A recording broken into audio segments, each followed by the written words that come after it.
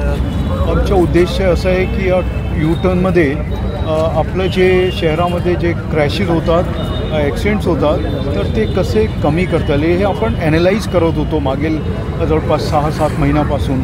तर त्याच्यात काही कारणं आहेत. त्या एक मुख्य कारण आहे ड्रिंक अँड ड्राईव्हच्या. तर तो एक आहे आणि तसेच इतर जे विषय जसे ॲक्सिडेंट जे होतात, कोणते कोणते वाहनामध्ये जास्त होतात, किती वेळात होतात, हे 6 ते 9 आणि 9 ते 12 हे 2 वेळ आहे ज्याच्यात जास्त ॲक्सिडेंट्स होतात. आणि हेच जे आहे ना, हे रिव्हर्स करायचे आपल्याला.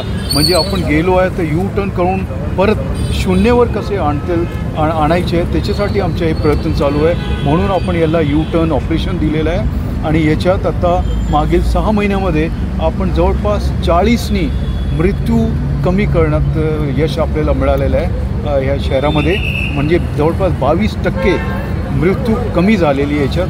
हा एक आहेत आणि याला आता आपल्याला पुढे घेऊन जायचं आहे. यावर्षी जर आपण जवळपास 50% हे मृत्यू कमी करता आली आपल्याला, तो एक यश राहील आपल्याला असं वाटतं आहे. बाकीचे जे कारण आहे हेल्मेटच्या नाव वापरता ड्रायव्हिंग करणे किंवा सीट बेल्टच्या नाव वापर किंवा रॉंग साईड ड्रायव्हिंग, हे सगळे मुद्दे पण आपण याच्यात घेतलेले आहे.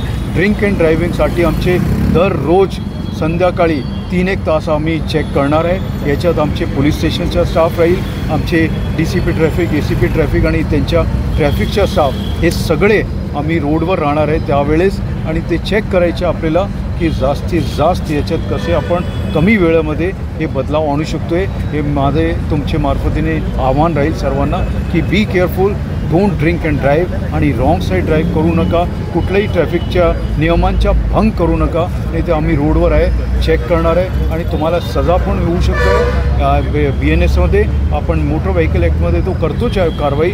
आणि याशिवाय तुमचा लायसन्स कॅन्सल होऊ शकतो आहे, सस्पेंड होऊ शकतो आहे. असं आम्ही कडक भूमिका याच्यात घेणार आहे. सर, जो बाहर में लड़के लोग पॉप में जाते हैं, यहाँ से आते हैं तब दारू पी के आते हैं, क्या कहेंगे रात को? बिल्कुल, रात के टाइम पे हो या कभी भी जो भी दारू पी के आ रहे हैं, इसमें हमने जो बार्स, रेस्टोरेंट्स और जो होटल्स हैं, इनको भी हमने इसमें इन्वॉल्व किया. सबको लेटर्स लिखे जा रहे हैं कि आप अगर कोई ऐसा देखते हैं तो उसके बारे में बताएं. अगर हमारी इन्वेस्टिगेशन में पता चलता है कि इस इंसान ने यहाँ पे बैठ के दारू पी थी और उसके बारे में हम आपके ऊपर भी कार्रवाई करेंगे.